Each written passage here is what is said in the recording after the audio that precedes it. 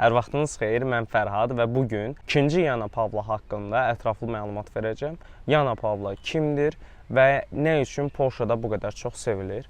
İlk öncə onu qeyd edeyim ki, Yana Pavla Vatikan papası olubdu. 455 ildən sonra ilk qeyri-İtalyan papa idi ki, Vatikanda papa seçilirdi. Əsl adı Karol Wojtyładır və 1978-ci ildə papa seçilir. Polşada da onu çox sevirdilər ki, təbii ki, Polşalı olduğu üçün. Öncə onu qeyd edeyim ki, hal-hazırda Polşada 600 kilsə Yana Pavlanın adını daşıyır və 1000-dən çox küçə də eyni şəkildə onun adını daşıyır.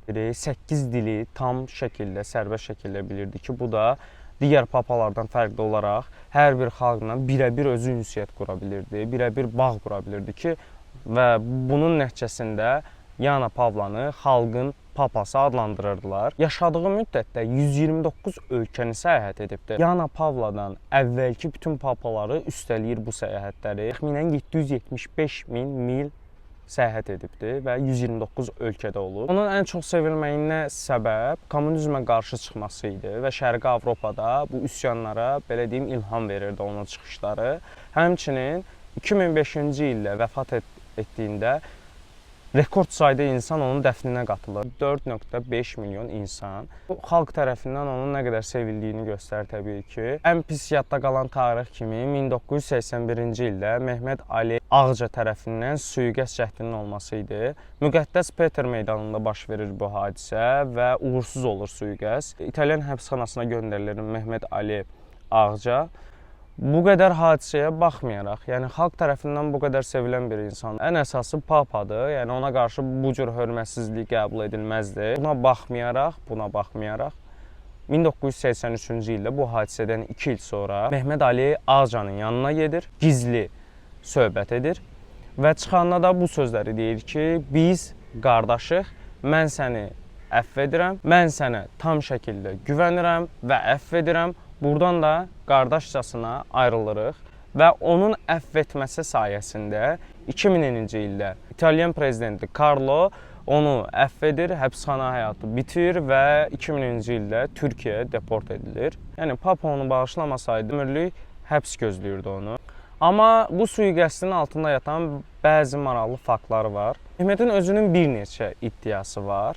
İlk öncə ondan soruşulanda İslama əleyhinə çoxlu fikirlər bildirdiyi üçün, İslam düşməni olduğu üçün mən onu qətlə yetirmək istəyirdim. İkinci bir iddiası isə Müqəddəs Məryəm haqqında düzgün mistik məlumatlar verdiyini və ya düzgün məlumatlar vermədiyi üçün onu qətlə yetirdiyini qeyd edildi. Bir neçə reportajında isə mən Məsihəm, mən Peyğəmbərəm qeyd edirdi. Onun üçün də papanın yaşamasının doğru olmadığını düşünürdü. Hər çıxışında fərqli iddialar dediyi üçün əsas şübhələri başqa yerə yönələnir ki, əslində bu sui-qəsdin altında başqa məsələlər var. Nəyə görə?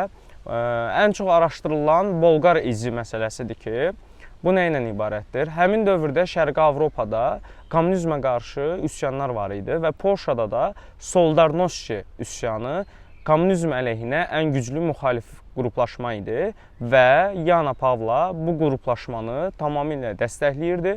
Onun dəstəkləməsi sayəsində bu qruplaşmalar daha da böyümüşdü. Sovet hökuməti bundan narahat idi.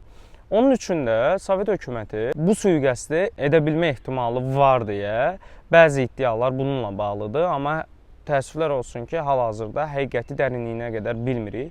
Həqiqət nədir? Tam olaraq izlər tapıla bilməyib. Bunlar sadəcə iddialardır. Nə üçün bu iddia Bolqar izi adlanır? Çünki Mehmeti vaxtı ilə Bolqarıstandan İtaliya üçün bunun üçün gətirilib. Yana Pavla haqqında verə biləcəyim məlumatlar bu qədərdir. Bundan sonra Avropada baş verən tarixi, siyasi və iqtisadi məlumatları isə çatdırmağa çalışacağıq. Bu videoları hazırlamamızdan məqsədlər tələbələrin bura gəlmədən öncə buradakı tarixi, siyasi, iqtisadi məlumatlar haqqında ətraflı məlumatlarının olmasıdır. Çünki belə deyim, siz bura müvəqqəti də gəlsəz, daimi də gəlsəz, gəldiyiniz ölkənin hər bir məlumatını dərinliyi ilə bilməlisiniz ki, yaşayacağınız ölkə haqqında az-çox fikir formalaşsın. Bugünlük bu qədər. Xudahafiz.